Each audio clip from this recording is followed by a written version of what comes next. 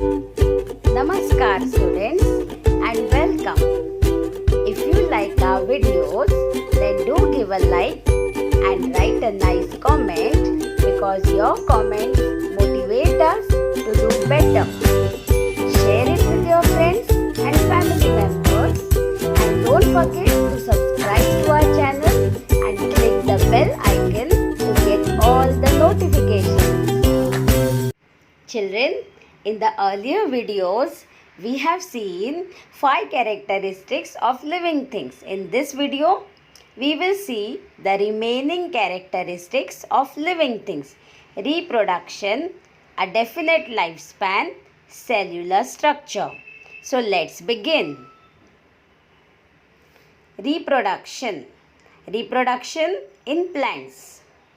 Plants reproduce through all parts like stem, leaves, fruits, flowers, etc.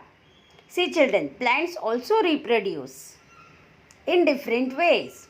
Stem, rose. See the rose stem. The rose is reproducing through the stem. You just put a stem in the soil and it is going to become a plant, which means rose is reproducing through the stem. Next one, leaves, bryophyllum. See, this is a bryophyllum plant, children. Full bryophyllum plant. And these edges, the edges of the leaves give birth to young plants. So, the bryophyllum plant reproduces through the leaves. See, children. Fruits or seed, mango, there can be many other examples, children. Apple, mango, guava, chiku, so many fruits, so many plants which are reproducing through the fruits or seeds. Flowers, marigold. See, this is a marigold plant, children. This marigold plant reproduces through the flowers. You just put a flower on the soil and it is going to grow into a plant. A small plant will grow through the flower. So marigold plant reproduces through flowers. Reproduction in animals. Animals either reproduce by laying eggs or by giving birth to young ones. See the sparrow, she is laying eggs and from the eggs the small young ones are going to hatch. And see this horse, it's giving birth to a baby directly. See the baby of the horse. The process, now what is the meaning of reproduction? The process by which a living thing, means any living thing children, plant or animal. The process by which a living thing generates, a new one generates means produces. A new living thing like itself is called reproduction or procreation. Procreation means all reproduction. Procreation means create again. Next one, a definite lifespan. Seventh characteristic. All living things have a definite lifespan after which they die. Definite means fixed. Lifespan means, span means time. How much time life is going to be there. That's the meaning of lifespan. How much span? What is the time of life? How much is life? Plants live for many years as compared to animals. We know that. Animals live for specific years. See children, plants are living for more number of years as compared to animals, and animals live for specific years. Specific means fixed. For example, 10 years. A dog lives for 10 years. A goat might live for 18 years. Humans live for 100 years. So that is approximate lifespan of animals. See, do you know, this is given in your textbook, the lifespan of the giant turtle found on the Galapagos Island in South America is about 170 years. See this turtle, giant turtle, he is 170 years old. On the other hand, The lifespan of the mayfly ranges from 1 hour to 24 hours. This is the mayfly. It lives for 1 hour to 24 hours. Very short lifespan. Next one, last characteristic, children. Cellular structure. The basic fundamental structure of all living things is called cell. We will understand what is the meaning of cell. Living things are made of many cells.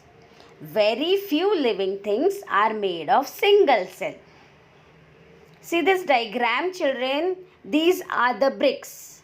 These bricks are arranged together in a proper order, and then we get a wall, and then we get a building. This is a honeycomb. All compartments are joined to each other, and then we are getting a full big honeycomb, which means the small living thing, the small parts join together to become a bigger part. See the small bricks becoming wall, building, skyscraper. Honeycomb also becomes very big. So, cell means the basic structure, children. The basic foundation, the smallest thing, the smallest part. All small parts will join together, and then they are going to make the whole big organism. So, cell is the smallest part. And many such small parts join together to make a bigger organism. So, cellular structure. The small parts of the living things are called as cells. All living things are made of many cells. Some living things can be made of single cell also. Let's see. Let's learn more about them. Living things which are made of a single cell are called unicellular organism. Some cells are unicellular. Unicellular means they are made of single cell. They will have one single cell, one single brick, one single compartment, just one. Example, amoeba, paramecium, euglena. See the names and the spellings, children. Amoeba, paramecium, euglena. See the picture shown there. Amoeba, paramecium, euglena. If you don't understand the markings, let it be. It's okay. That is only for your reference. Means we just want to show how these organisms look. These labelings have got nothing to do with us now. We'll learn about them in the higher classes. Unicellular organisms are not visible to naked eyes. Yes, when they are made of single cell, then they will be very small. And because they are very small, we will not be able to see them with our naked eyes, with our normal eyes, because they are very small. They are not visible to us. These are microscopic organisms. Microscopic means we can only see them under the microscope. They are very small. Next one. Those living things which are made of many cells are called multicellular organisms. See the example. Tree, very big tree. Onion plant, snail. This is a bird. This is elephant. Okay. Cellular structure is the main characteristic of living things. Even though the number of cells may vary. Yes. So all these living things contain many cells. They are very big, children. See the pigeon, see the elephant, snail. They all are so big that we can see them. They contain many cells. They are multicellular organisms. So cellular structure is the main characteristic of all living things, whether plants or animals. They all contain cells. Single cell, unicellular, many cells, multicellular. So children, we complete our topic till here, and in the next video we will continue with the remaining part of the lesson. Thank you for watching till the end.